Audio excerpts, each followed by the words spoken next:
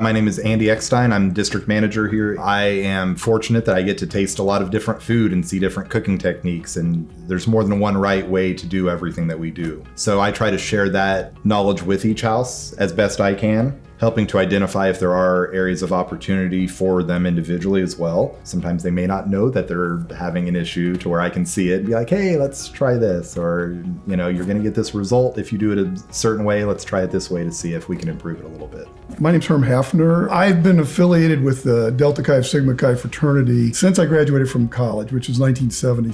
So that's 45 years. Through that time, we've had cooks, we've had outside services, we've had a variety of things for food. And over the years, I've kind of developed to a point where I always say I work on the 5 F pillars of a fraternity house, and that is facilities, finance, fill the house, and food. The dilemma with having your own cook is now you have an employee, and you've got wages and withholding, and you've got multiple vendors, and frankly, no one really manages the kitchen. Once your cook has been there for 5 years, she's got more tenure, or he's got more tenure than anyone else in the house. And so they pretty much run it themselves. Who's going to tell that person who's got tenure over everyone else what to do? What happens with an outsourced service like Campus Cooks is that we have the ability to have input into the kitchen, but we don't have to run it or manage it. And we don't have employees, and we don't have multiple vendors. And that is an incredibly big advantage for an advisor group, because it makes it easy for us to have input into the food, make sure it's quality food, but not have to run it or manage it.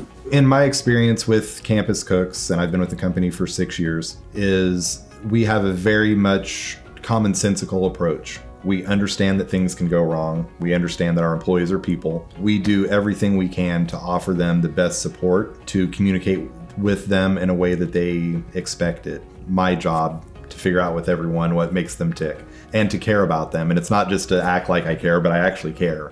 And I would say most of the employees in my district, they know what's going on with me outside of the walls of work a little bit, and I know what's going on with them. So it's important to have that connection, but it's also, just very important from a work standpoint to know that things are going to go wrong. So how do we figure those things out and work together to figure it out? So that can be a food delivery truck not coming in on time, or you get a case of bad produce. We work with people, so people can screw up, whether that's our own employees or people from the companies that we work with. With that, though, we do a really good job of adapting. We do understand that things are going to go wrong, so we really instill in our employees, if you scorch a soup accidentally, don't serve it. It's okay to go back to the students and say, hey, you know what? I burnt your soup. I'm going to make you a different one. Or, hey, we're not going to have soup today. I'll make it up to you tomorrow. We also like to let our clients in the houses know that too, like, hey, we did screw up. This is what we did to fix it. That way they know that they don't have to worry about it. They know that everything's not perfect in the world, that, hey, we did encounter a problem, but we were able to fix it and they didn't have to get involved. Previous group of guys who were in here were really protein guys. They wanted a lot of protein. So they changed the menu over, shifted it to a more heavy protein diet. All of a sudden, the new group of guys, the post-COVID guys, said, hey, where's all this other stuff we're supposed to have? So we got everyone involved, got the regional guy involved, and we sat down and changed the menu. Now they're happy again. Anyone that we work with, we want for it to be a partnership between us and them. It doesn't do a house much good just to bring us in and just kind of leave us alone off to the side. We need that communication from the students. We want for house cores to be involved to the extent that they want to be. They shouldn't have to make all decisions every day. We're only as good in identifying what each chapter wants and needs based on the communication that we get back. Folks that we're working with and us as a company view this as a partnership. Our financial relationship with Campus Cooks, it's shifted over the years. We went from multiple vendors, multiple people to deal with, multiple bills and trying to account for inventory, et cetera, over a period of time to one bill.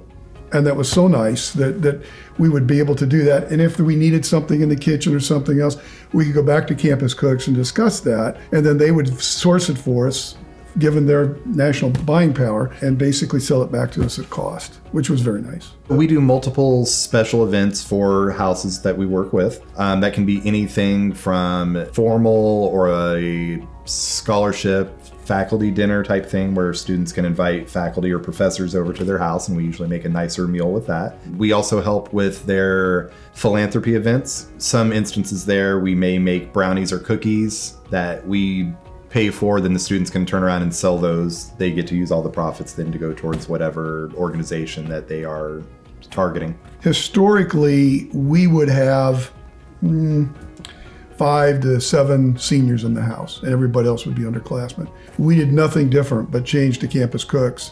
We now consistently have 15 to 22 seniors in the house. That's all we did was change the food. The guys realized if I go out, I got to meet this food, I got to be that good. Let's just stay here. So the food vendor made it easier for us to have retention, which is huge.